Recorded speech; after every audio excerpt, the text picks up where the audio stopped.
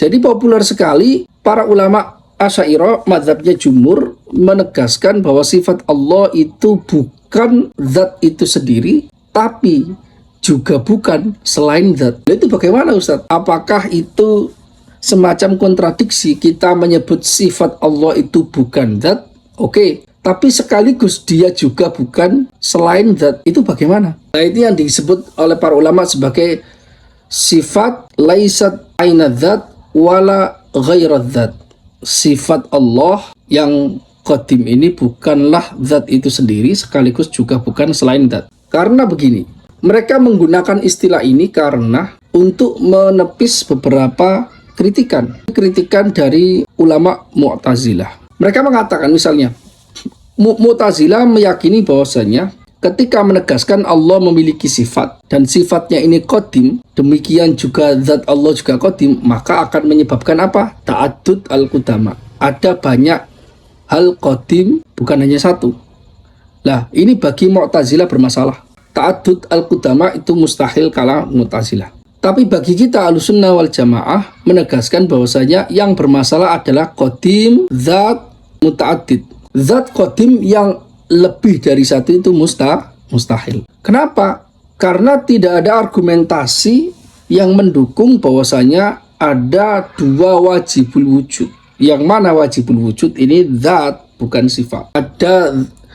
Ada eksistensi yang merupakan zat yang dia qadim tapi lebih dari satu, itu mustahil. Karena sifat keesaan Allah Subhanahu wa Ta'ala. Nah, persoalannya, bukankah sifat itu juga qadim? Kata Mu'tazilah. Oh iya, kata Asy'ariyah.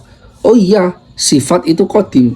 Tapi sifat itu adalah bukan selain zat. Artinya ketika kamu mengkritik Asy'ariyah karena dengan menganggap sifat-sifat ini qadim seluruhnya, maka banyak hal yang qadim nantinya. Bagi kita tidak ada masalah. Qadim banyak asalkan bukan zat. Tapi kalau sifat tidak ada masalah. Karena misalnya analoginya manusia satu sosok, tapi sifatnya banyak. Itu biasa, nggak ada masalah. Meskipun ini bukan argumentasi yang kuat ya, karena menganalogikan dengan manusia juga nggak tepat. Tapi ini argumentasi yang dhonni saja. Tapi mereka mengatakan, para ulama Asy'ariyah mengatakan, ketika kamu menafikan sifat hanya karena agar tidak ada banyak hal yang qadim di level azali, maka itu bermasalah. Karena sebenarnya ketika menafikan sifat ini nggak bisa. Karena sudah dijelaskan, dituliskan dalam Al-Quran jelas sekali bahwasanya sifat itu ada. Dan mustahil ada zat tanpa sifat. Kemudian kamu memberatkan sifat Allah sehingga tidak terjadi ta'addud al-qudama. Ini bermasalah karena sifat itu laisat ghairat zat. Karena sifat itu bukan selain zat. Maksud dari bukan selain zat itu sifat dan zat itu la yumkin al-infikak bainahuma. Tidak mungkin terpisah antara zat dan sifat. Kita tidak mungkin memisahkan sifat dari zat yang ditempatinya. Mustahil. Jelas ya? Itu mustahil. Kita tidak mungkin memisahkan antara bentuk botol yang itu merupakan sifat, ukuran botol yang merupakan sifat dari botolnya itu sendiri. Nah, tapi sifat itu kalau di dalam mafhum, di dalam konsepsi itu beda dengan zat. Karena sifat itu adalah sesuatu yang ada pada zat, sedangkan zat itu independen, berdiri sendiri. Dia tidak membutuhkan dalam tasawurnya, di dalam tasawurnya tidak membutuhkan sesuatu yang lain. Karena dia adalah al-mahal. Kalau dalam bahasa filsafat adalah al-mahal. Adalah tempat indungnya di mana sifat itu menempel. Nah, sifat itu beda. Sifat itu tidak mungkin dipahami, bahkan tidak mungkin eksis kecuali dia ada zat yang ditempelinya. Maka secara tasawur sifat dan zat itu jelas berbeda. Kita bisa membedakan secara tasawur konsepsi bahwasanya ada zat kemudian ditambahi sifat. Kita bisa membedakan antara botol dengan bentuknya, dengan ukurannya. Kita bisa bedakan secara konsepsi loh.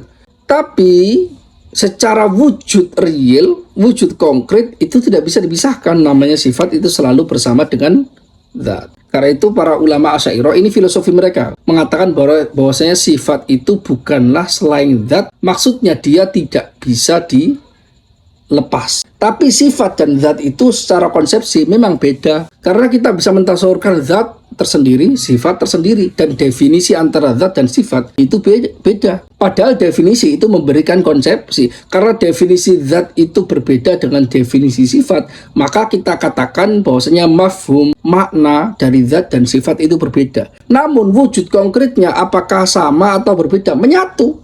Wujud konkretnya di alam real atau wujud konkret secara wujud khorijinya itu sama. Makanya mereka mengatakan as-sifat laisat aina dzat wala ghaira dzat. Sifat itu bukan zat itu sendiri, maksudnya di dalam konsepsi, tapi bukan selain zat, maksudnya tidak bisa terlepas di dalam wujud wujud konkretnya. Demikian. Mu'tazilah tidak meyakini seperti redaksi apa yang dituliskan oleh ulama Asy'ariyah di sini, karena bagi mereka Allah Ta'ala itu hayyun bidzatihi, alimun bidzatihi, qadirun bidzatihi. Allah itu maha hidup dengan zatnya Allah, maha mengetahui dengan zat Allah, maha kuasa dengan zat Allah. Kalau kita enggak, hayyun bihayatin, Allah itu maha hidup dengan sifat hakiki yaitu hidup, maha mengetahui dengan sifat hakiki yaitu ilmu, maha berkuasa dengan sifat hakiki yaitu kudro atau kuasa. Itu bedanya di situ. Mu'tazilah menafikan itu karena nanti akan terjadi ta'adud al-qudama seperti yang saya terangkan tadi. Wa ma nafa al-mu'tazilatu as-sifati illa huruban min ta'adud al-qudama. Ini ditegaskan. Mu'tazilah tidaklah menafikan sifat Allah yang hakiki kecuali lari dari konsekuensi adanya sesuatu yang qadim lebih dari satu. Mereka menghindari, tujuan mereka itu tanzih. Karena secara rasional tidak mungkin ada hal yang qadim lebih dari satu. Harus satu. Yang azali itu satu, nggak boleh lebih dari itu. Nah, karena itu mereka menganggap sifat ini sebagai sesuatu yang hakiki dan dia azali juga. Ini akan menyebabkan qadimnya banyak. Maka mereka menafikan sifat. Bagi mereka sifat itu ya tidak ada. Sifat yang hakiki. Kalau itibari banyak. Sifat hakiki tidak ada. Makanya bagi mereka Allah itu maha hidup tapi dengan zatnya. Jelas ya? Itu bedanya kita dengan Mu'tazilah. Sedangkan kita ulama Ahlus Sunnah itu mengatakan al-qadimu li dzatihi wahidun. Zat yang qadim itu satu. Wa huwa dzatul muqaddas. Itu adalah zat yang tersucikan, yaitu zat Allah. Sedangkan sifat-sifat yang banyak ini sampai 7 atau yang hakiki 7 atau 8, wa hadhihi sifatun wajabat lidzat la bidzat.